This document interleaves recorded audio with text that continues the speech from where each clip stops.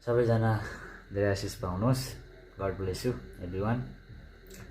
म चाहिँ पोखरा सिउन नेपाल पोखरा सिउनको सदस्य।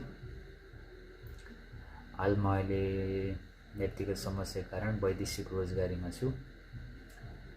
म चाहिँ अहिले यसमा यो भिडियोमा चाहिँ के भन्न आएको भन्दाखेरि हाम्रो परमेश्वरको मण्डलीबाट चाहिँ धेरै एप्सहरू बनाउनु भएको छ र धेरै एप्सहरूबाट चाहिँ हामीहरूलाई धेरै सहयोग सुविधा भएको छ।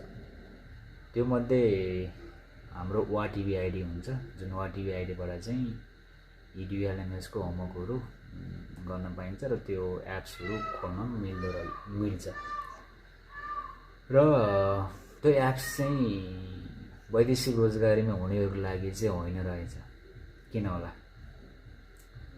अहिले चिप्सानीहरूलाई सोद्धाखेरि पनि त्यो चाहिँ सिएनमा मण्डलीमा हाजिरा हुनेहरू, मण्डलीमा 8 जना रेगुलर गर्नेहरूको लागि हो भन्नुभयो। अलि त्यो भनेको चाहिँ अलिकति कस्तो मानिन्छ नि, अलिकति नमिलेको जस्तो भयो जस्तो लाग्छ मलाई चाहिँ होइन। न त परमेश्वरको मण्डलीको विरुद्धमा बोलेको त होइन, तर जुन दैनिक सिएनमा गइन्छ भने चाहिँ त्यसको त्यो व्यक्तिको त अलरेडी उहाँ कनेक्ट भइरहन्छ होइन, उसको त विश्वास वृद्धि भइरहेको छ। तर हामीहरू जुन वैदेशिक रोजगारीमा जानेहरू धेरै छ होला। साउथ कोरियामा अब माता हुनुभएको देशमा चाहिँ वैदेशिक रोजगारीमा गएका छैनन् होला। तर जस्तै अब नेपाल जस्तो अब धेरै थुप्रै कन्ट्रीहरू छन् जुनमा चाहिँ वैदेशिक रोजगारीमा जानेहरू छन्। उनीहरूलाई चाहिँ वाटिभी आइडी चाहिँ बन्द गराइएको छ।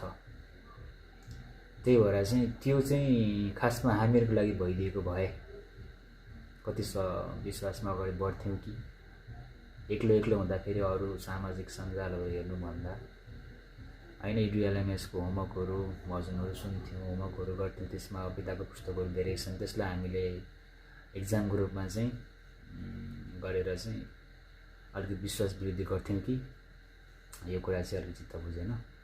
त्यही भएर सकेसम्म हामीहरूको लागि पनि त्यो एप्स वाटिभी आइडी चाहिँ खोलिदिनुको भएदेखि हामीहरूलाई पनि परमेश्वरबाट धन्यवाद दिने थियौँ।